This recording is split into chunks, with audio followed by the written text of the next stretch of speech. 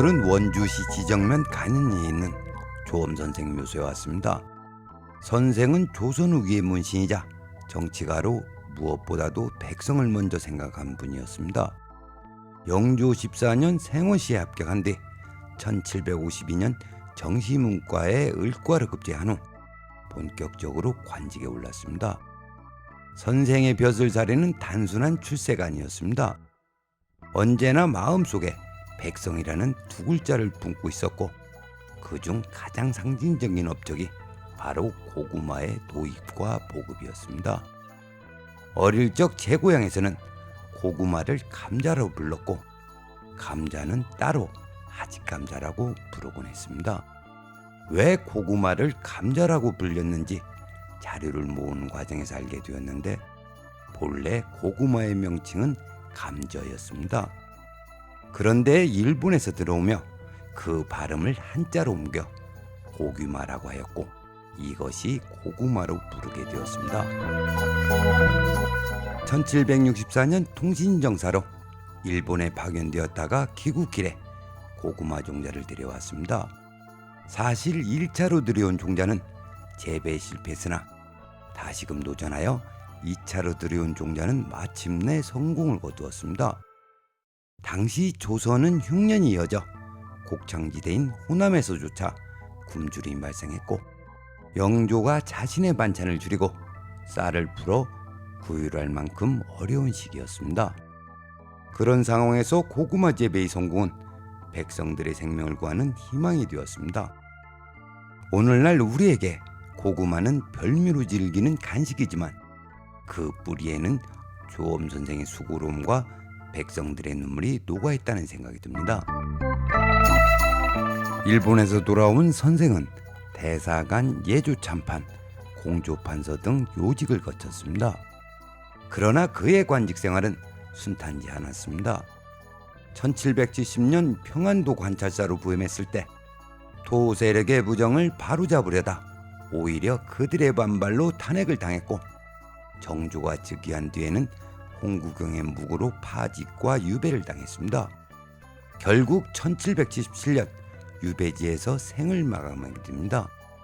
선생의 삶은 파란만장하였지만 선생이 남긴 업적은 역사 속에서 살아남아 1794년 신원이 이루어지고 1814년에는 좌찬성에 추진되었습니다. 지금부터는 풍수적 관점에서 말씀드리겠습니다. 선생의 묘수는 비록 화려하지 않지만 풍수적으로 생각할 것이 많습니다. 외형으로 보면 소박하기 그지없습니다. 그러나 이 자리를 찾고 저멸한 분이 누구인지 궁금할 정도로 진열에 적확하게 점열이 이루어졌습니다. 먼저 생기가 타고 내려오는 내룡을 보더라도 과연 이곳으로 생기가 내려올까 싶을 정도로 뚜렷하지 않습니다. 지도에 표기된 등고선을 보더라도 선생의 묘수로 생기가 내려왔다는 것을 유추하기는 어렵습니다. 그러나 인기우선으로 달려온 생기가 묘역 방향으로 내려와 선생의 묘수에서 진열을 생성하고 남은 여기는 210도 미방으로 빠져나가 좌양은 축자미양입니다. 적확하게 점열이 이루어진 명당입니다. 특이한 점은 활개까지 내려온 생기가 청룡 방향으로 약간 방향을 틀어 전진한 후 진열을 생성하였다는 사실입니다. 형기적으로 보면 고개를 갸웃할 수밖에 없는 자리로 과연 명당일까 하는 의구심이 들 수밖에 없습니다.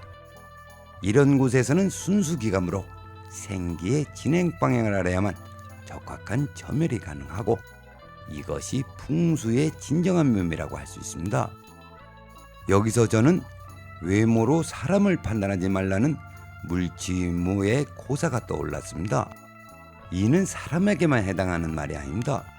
풍수 역시 형세가 화려하다고 해서 명당이 아니며 소박하고 단순해 보여도 명당인 경우가 많습니다. 형기풍수의 가장 큰 함정은 바로 선입견입니다.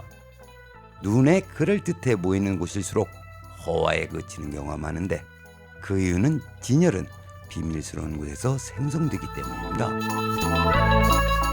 그럼 오늘의 이야기를 정리하겠습니다. 조엄 선생은 고구마를 들여와 백성들의 굶주림을 덜어주었고, 끝내는 유배지에서 생을 마감했으나 그의 이름은 역사에 남았습니다. 그리고 선생의 묘소 역시 화려하지는 않지만 가히 천장집이라고 할 만한 명당입니다. 선생의 삶과 묘소는 우리에게 중요한 교훈을 전하고 있습니다.